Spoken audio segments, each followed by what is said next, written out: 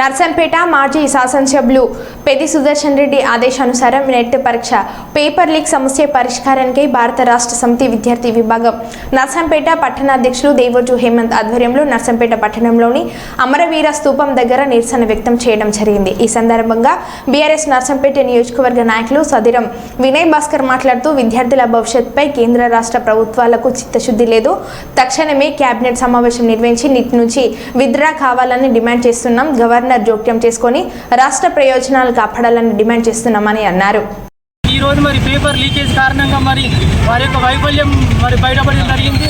ఏదైతే కేంద్ర ప్రభుత్వం మరి వారి అధికారంలో ఉన్న రాష్ట్రాలకు మరి విద్యా సంస్థలకు పేపర్ లీకేజ్ చేసి మరి యొక్క దుర్మార్గానికి పాల్పడడం జరిగింది।